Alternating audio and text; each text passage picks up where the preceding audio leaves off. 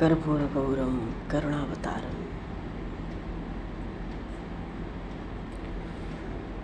संसारसारं भुजगेन्द्रहारं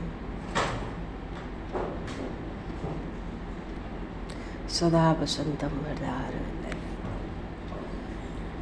भवं भवानी सहितं नमामि।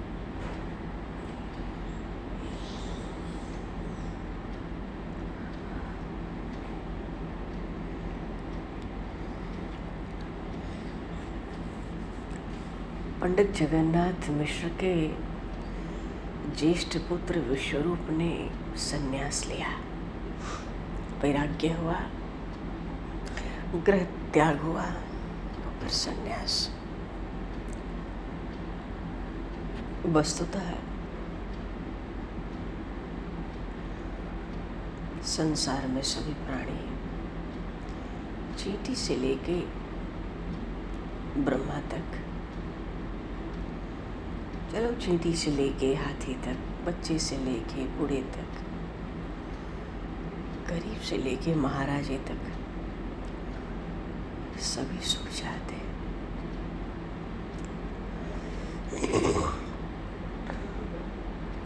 हर इंसान सुख की तलाश में,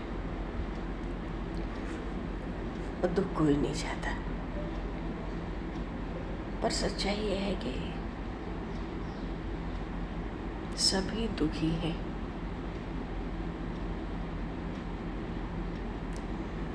पर सदा के लिए नित्य सच्चा सुख वही प्राप्त कर सकेगा जो संसार के विषय सुख वासनाओं की असलियत से सावधान होकर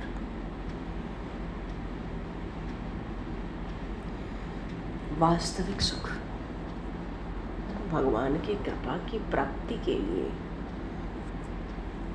सत चेष्टा करेगा।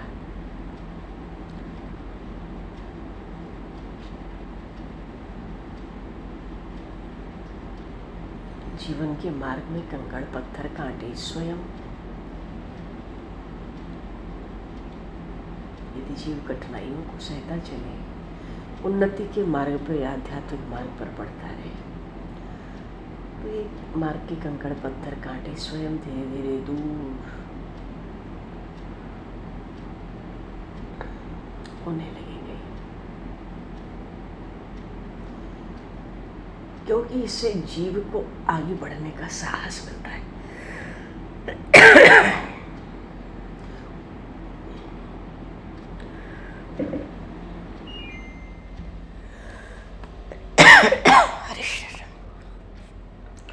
और आत्मबल बढ़ता है।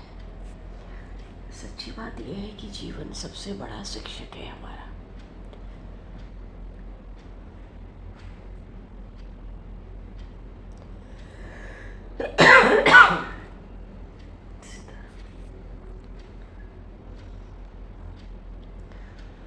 जैसे किसी व्यक्ति के पास कोई अपनी धरोहर रख दे,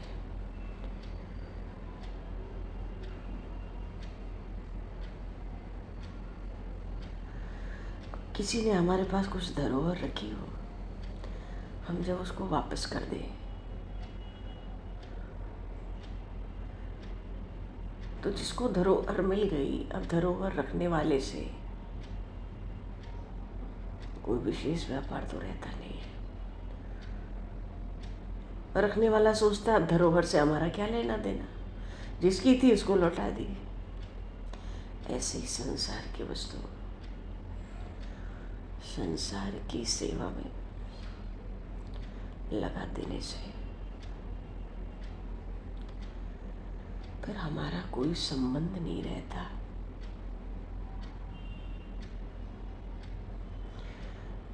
मानो उन्हीं वस्तुओं से, संसार और संसार की वस्तुओं से उस सेवा में लग गई, संसार से भी संबंध समाप्त हो जाता है और भीतर से संसार से संबंध समाप्त होता है तो प्रभु की चिन्मयता का अनुभव होता है।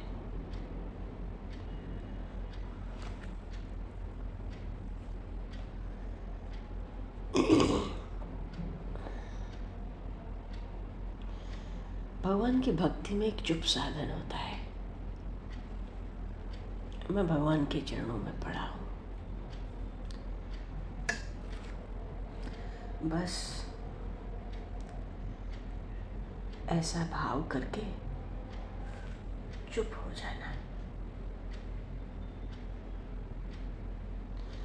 ये भगवत भक्ति में चुप साधन कहलाता है।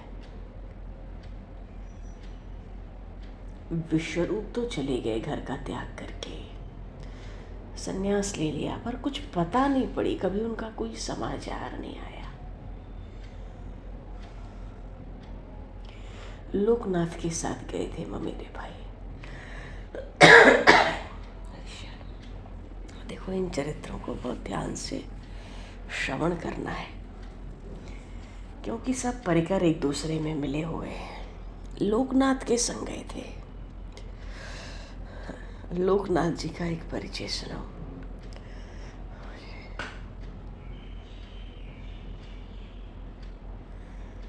वृंदावन वास करते थे, आगे प्रसंग आएंगे सब। इनके शिष्य हुए थे नरोत्तम ठाकुर। हम सब इन परिकरों के पार्षद ही हैं, ये इनके नामों से परिचित है और हो जाएंगे। तो एक दिन नरोत्तम ठाकुर से ब्रज में बरसाने के आसपास लोकनाथ जी ने कहा, देखो नरोत्तम, ब्रज की रज की इतनी महिमा है, इससे शौच क्रिया में भी इसका प्रयोग करना पड़ता है, क्योंकि वही मिट्टी से ही शुद्धि होती है। बड़ा खटकता है। कहाँ तो ब्रज की रज ब्रह्मादि देवताओं को दुर्लभ है और हम इसको शौच क्रिया में भी उपयोग करते हैं। तुम ऐसा करो, एक टोकरी मिट्टी जरा ब्रज की सीमा जब खत्म हो वहीं से उठा लाओ। ये गए नरोत्तम ठाकुर। भैया रात होने को आने लगी, लौटे नहीं। गुरुदेव को बड़ी चिंता हुई। लोकनाथ जी, ये वही लोकनाथ हैं जो विश्वरूप जी के संग निकल गए थे और फिर विश्वरूप को अपना गुरु बनाया था। उन्हीं से संन्यास दीक्षा भी ली थी जब विश्वरूप का संन्यास हो गया था। तो इन लोकनाथ के गुरु विश्वरूप हैं और ये लोकनाथ नरोत्तम ठाकुर के गुरु हैं। इन सब का जगमगाट एक साथ आगे होगा। तो अरे बड़ी देर भाई, किसी तरह तो लौटे। गुरुदेव बहुत बड़बड़ा है नरोत्तम पे। अरे भाई नरोत्तम, तुझे कहाँ भेजा था? एक टोकरी मिट्टी तो लानी थी, कहाँ चला गया तू? न कोई सेवा हुई, न काम हुआ, न व्यवस्था हुई, न ये न वो। कहाँ चला गया था तू? क्या कर रहा था? उन्होंने कहा, महाराज गुरुदेव, आपने तो कहा था ब्रज की सीमा से बाहर से लाना, तो मुझे लगभग आगरा प्रांत तक जाना पड़ा। भाई मथुरा के बाद आगरा ही तो है। गुरुदेव फटकार के बोले, मूर्ख, इतनी दूर क्यों गया?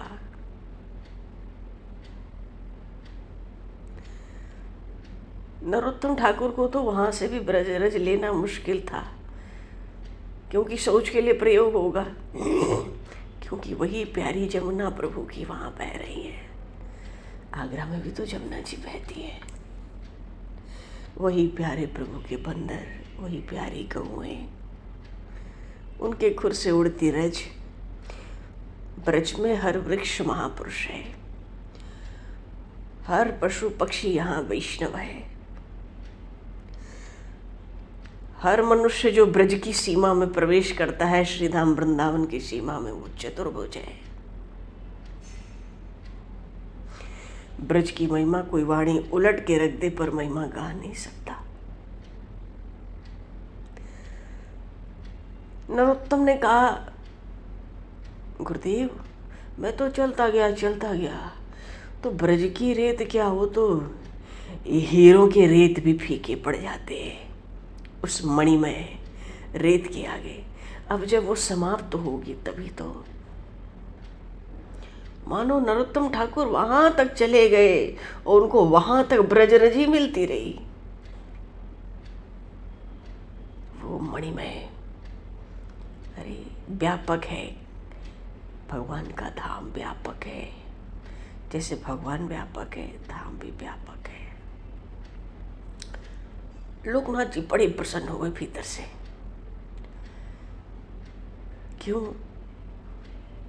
श्री जी की कृपा से इसको दिव्य दृष्टि तो मिली, वहां तक ये ब्रज की अभूतपूर्व रज का प्रत्यक्ष दर्शन करता रहा।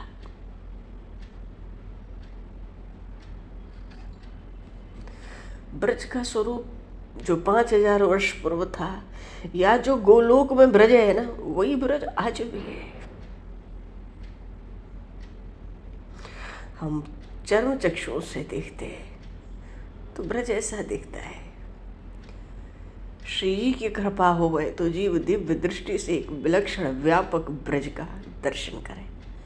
वही ब्रज जो गोलोक से उतरा था प्रभु के काल में, वही ब्रज आज भी है।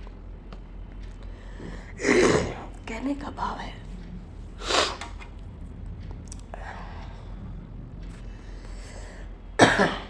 तो विश्वरूप तो भवन चले गए, घर में निमाई है माता पिता के साथ, और पिता का तो भाई शरीर पूरा हो गया। क्यों? पुत्र का शोक सहन नहीं हुआ।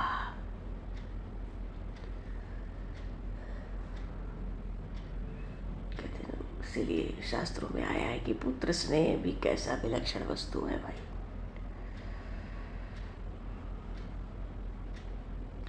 बड़े बड़े पंडित भी पुत्र मोह में अपने कर्तव्य कर्म से चित हो गए। माया ही विचित्र है।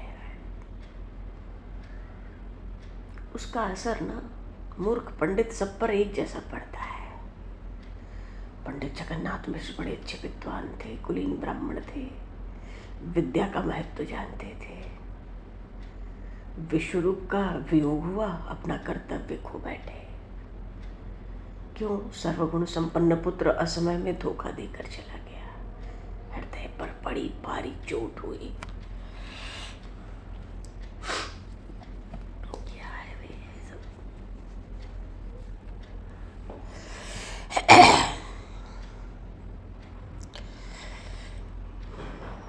सोचते थे विश्वरूप को इतना अध्ययन न कराता, हमेशा पढ़ते रहने की छूट न देता, तो आज ये दिन नहीं देखना पड़ता। मन में आया निमाई को अधिक पढ़ाना लिखाना नहीं है। देखो हाय रे वो,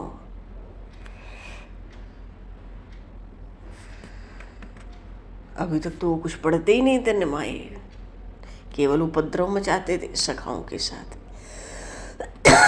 वही प्रधान कार्य था। पर घर पड़ेगा ही कि घर छोड़ने के बाद इनका स्वभाव बिल्कुल बदल गया। उपद्रव बिल्कुल छोड़ दिया, मन लगाकर खूब पढ़ने लगे, परिश्रम से पढ़ते, खेलने कूदने नहीं जाते, बड़ी सौम्यता से सबसे बर्ताव करते।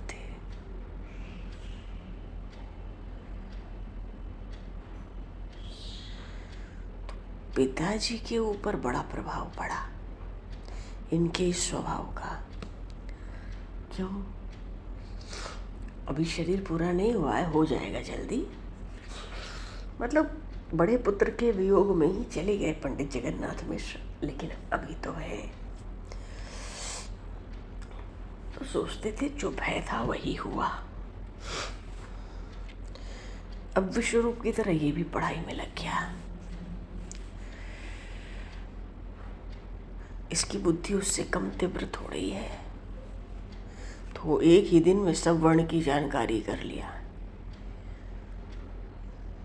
ज़्यादा स्वतंत्रता देंगे तो ये भी हाथ से चला जाएगा। एक दिन निमाई को यही सोच के बुलाए, बड़े प्यार से बोले, बेटा मैं तुमसे एक बात कहता हूँ, पर वो बात उचित हो चाहे अनुचित तुमको माननी पड़ेगी। निमाई ने कहा, पिताजी आप आज्ञा कीजिए। भला मैं कभी आपकी आज्ञा कैसे टाल सकता हूँ? आपके कहने से मैं सब कुछ कर सकता हूँ। पिताजी ने कहा, हम तुम्हें अपनी शपथ दिलाकर कहते तुम आज से पढ़ना बंद कर दो। हमारी यही इच्छा है कि तुम पढ़ने लिखने में विशेष प्रयत्न न करो।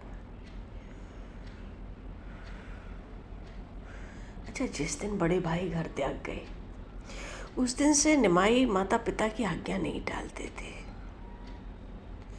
पिता की बात सुनी, सिर झुकाया, धीरे से कहा, जैसी आज्ञा होगी मैं वही करूँगा। फिर भीतर माँ के पास चले गए। पिता की आज्ञा माँ को सुना दी।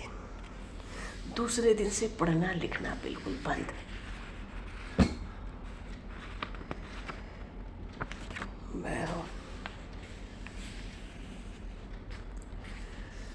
तो जब पढ़ना लिखना बंद होगा तो फिर से वही पुरानी चंचलता शुरू कर दी। क्यों, माता पिता को वही ठीक लगता है तो ठीक है। गंगा जी के घाट पे जाते, घंटों जल में स्नान करते, एक दूसरे पर सब पानी डालते, स्त्रियों के पास चले जाते, छोटे छोटे बच्चों को रुला देते, स्त्रियों के सूखे वस्त्र को जल में फेंक कर भाग जाते। घाट पर स्त्रियां बढ़िया बढ़िया नैवेद्य रखती कि भाई स्नान करके पूजा करेंगे, वो पहले ही खा पी के चट कर देते, फिर भाग जाते डर के मारे। अरे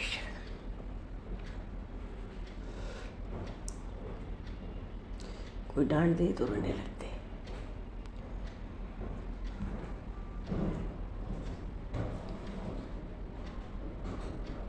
पर वही होता है जी, कहाँ तक कोई सहन करे। ये लड़का है कि बड़ा उपद्रवी, किसी की सुनते ही नहीं।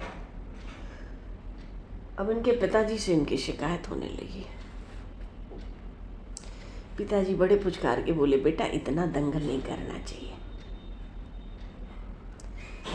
तो इन्होंने धीरे से पिताजी से उस दिन कहा, पिताजी तब हम करें क्या, जब पढ़ने नहीं जाएंगे तो बालकों के साथ खेल ही करेंगे। अब हमसे चुपचाप तो घर में नहीं बैठा जाता। पिताजी बोल बंद, चुप पड़ गए। तरह तरह से खेल खेलते। एक दिन फटे पुराने बहुत से कपड़े पहन लिए, आंख में पट्टी बांध ली, एक लड़के का कंधा पकड़कर घर घर भीख मांगने लगे। बहुत से लड़के ताली बजा बजा कर इनके साथ हो गए। हर घर में जाते स्त्रियों से कहते, माई अंधे को भीख डालना, भगवान तेरा भला करेगा।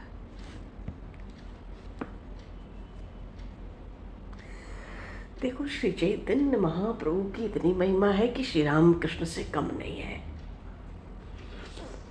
और जिसको महाप्रभु खेल में ही कह दें कि भाई भीख डाल दे, भगवान तेरा भला करेगा, और अगर उसने एक अन्न का दाना भी डाल दिया तो निश्चित ही वो जीव भव सिंधु से पार हो गया। क्योंकि भगवान जीव का भला करेंगे तो क्या वो भव सिंधु में रहेगा? असंभव है।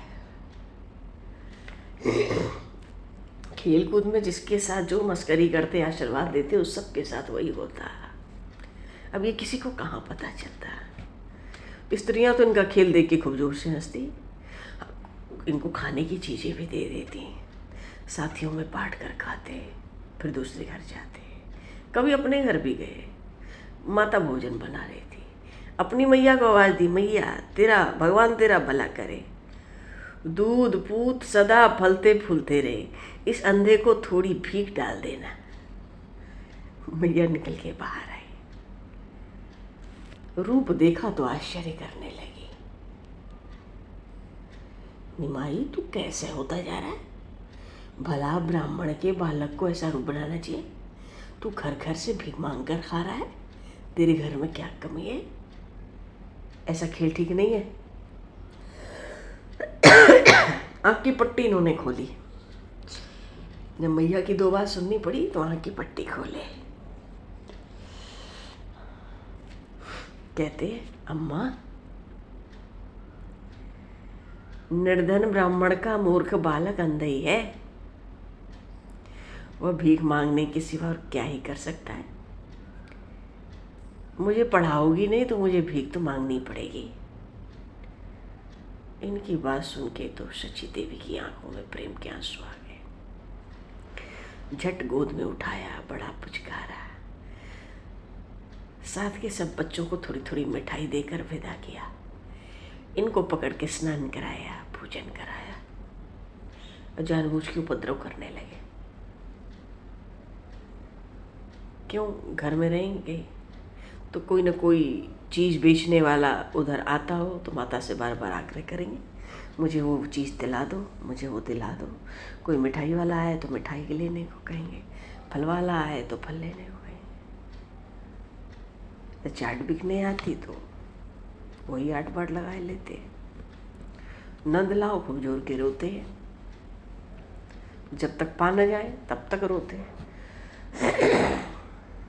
और मिल जाती तो थोड़ी सी खा लेते, बाकी वैसे ही छोड़ देते। मैया और खींच जाती, कोई चीज़ खाता नहीं, थोड़ी सी लेके रख देगा। पर मैया प्यार से समझाती बार बार, बेटा तू जानता नहीं तेरे पिता निर्धन है, उनके पास इतना धन नहीं है कि तू दिन भर तरह तरह की चीज़ों के लिए रोया कर। जो बिकने आता उसी का आग्रह करता है, इतने पैसे कहाँ से लो। तो माँ से कहते हमें पढ़ने न दोगी तो हम ऐसे ही करेंगे। अरे पढ़ेंगे नहीं तो यही सब तो करें क्या घर में।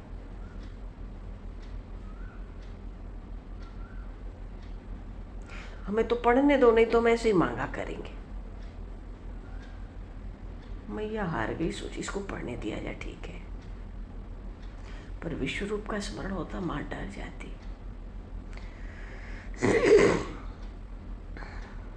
पर ये अधिक से अधिक चंचल होते जाते।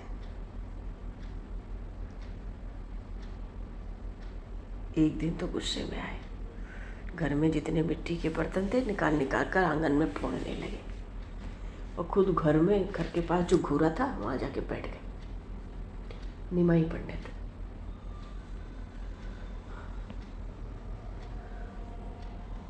और फिर ऐसे ही अशुद्ध जो हंडियां होती हाथ में पहन लेते थे, टूटी फूटी सिर पर रख लेते।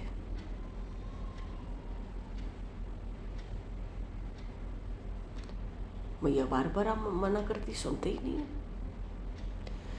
फूटी हुई हंडियां बजाते रहते।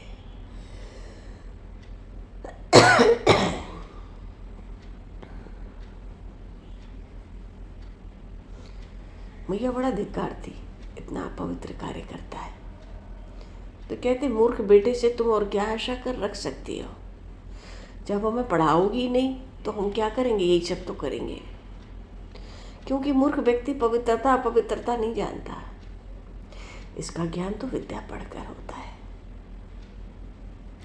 सब स्त्रियां उलाहना देती, अरे बालक ठीक तो कह रहा है, इससे पढ़ने क्यों नहीं देती।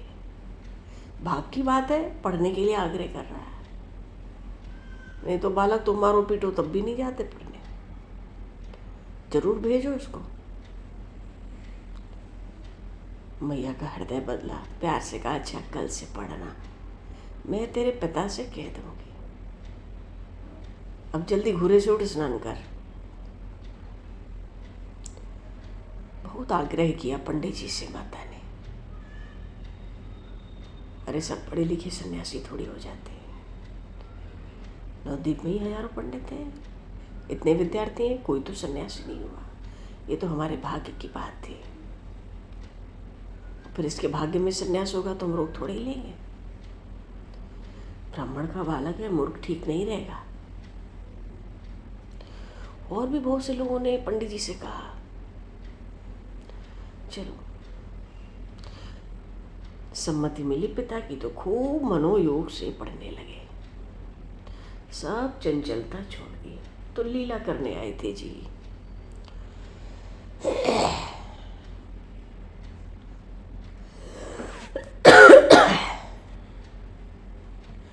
एक दिन नैवेद्य का भोग का भगवान के पान खा लिया इन्होंने, और पान खाते ही थोड़ी देर में बेहोश हो गए। फिर पीछे जब होश आया तो इन्होंने अपनी माँ से कहा, अम्मा भैया विश्वरूप मेरे पास आए थे, उन्होंने कहा तुम भी सन्यासी हो जाओ, हमने कहा हम बालक हैं, भला हम सन्यास का मर्म क्या जाने। हम तो अपने वृद्ध माता पिता की सेवा करेंगे, यही मेरा धर्म है। मुझे माता पिता को छोड़कर कहीं जाना नहीं।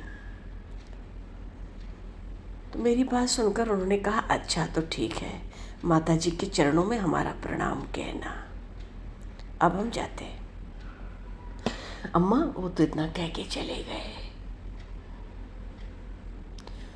इस बात को सुन के माता को विश्वरूप की बहुत याद आई। आंखों से अश्रुओं की धारा बहने लगी। प्यारे निमाई को छाती से चिपका लिया।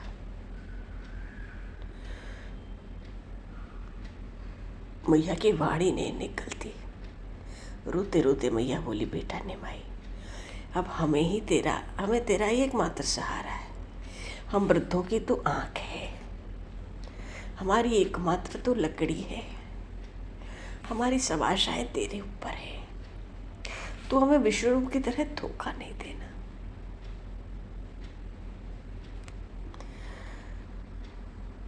निमाई बड़ी देर तक माता से चिपके रहे गोद में। परम शांति उनको भी मिल रही थी, माँ को भी एक अनुपम आनंद। देखते देखते निमाई 9 वर्ष के हो गए।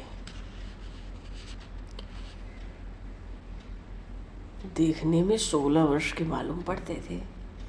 13 महीने में तो पैदा हुए। शरीर बिल्कुल निरोग पुष्ट, बिल्कुल गढ़ा हुआ। पिताजी ने इनको यज्ञोपवीत धारण करने की पूरी तैयारी करा दी।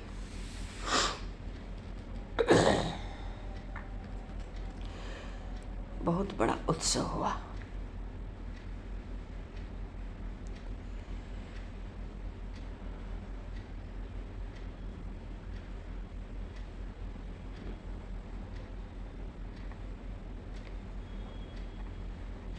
आचार्य ने अपने हाथों से ब्रह्मचारियों के पीले वस्त्र इनको पहनाए। मंडप में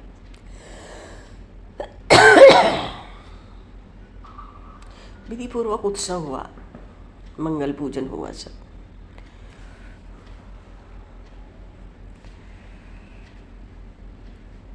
पीली लंगोटी पहनाई, ओढ़ने को मृगचर्म, हाथ में बड़ा सा पलाश का दंड। निमाई पूरे ब्रह्मचारी हो गए। अग्नि में आहुति, यज्ञोपवीत धारण किया। तो पंडित जी ने एक वस्त्र से ढककर इनके कान में वेद माता सावित्री, या ये कहें कि गायत्री मंत्र का उपदेश किया। कान में पिता के मुख से ही मंत्र श्रवण किया और भाव में डूब गए। मंत्र सुनते ही बड़े जोर की हुंकार मारी, अचेत होकर गिर पड़े।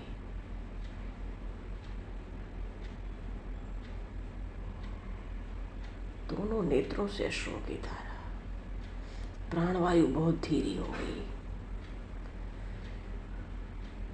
सब घबरा गए। पंडित जी ने मुंह में जल डाला, पंखे से हवा किया, धीरे धीरे मूर्छा भंग हुई। सबको महान आश्चर्य हुआ। इन्होंने पिताजी से पूछा, अब मुझे क्या करना चाहिए?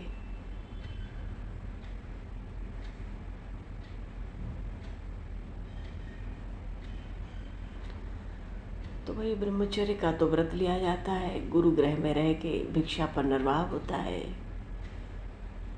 और उस अभिनय के लिए एक दिन तो भिक्षा मांगनी पड़ती है। भिक्षा मांगने के लिए झोली ले लो। इस संस्कार का निमाई के हृदय पे बहुत गहरा प्रभाव पड़ा। इनकी काया पलट हो गई, मुख पर अपूर्व तेज, मुड़ा हुआ सिर, उससे भी प्रकाश दमक रहा है। हाथ में दंड, झोली लटकाए, ब्रह्मचारी वेश में। ऐसा लग रहा है मानो साक्षात वामन भगवान भक्त बलि से भिक्षा मांगने जा रहे हैं। पहले माँ के पास, फिर बारी बारी से सबके पास। सब जाते और कहते, भवति भिक्षाम देहि। सबको प्रसन्न है।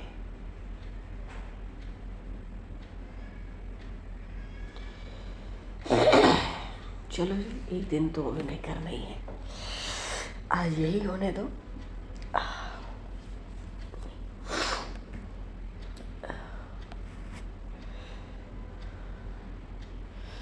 बोलिए श्री चैतन्य महाप्रभु की जय।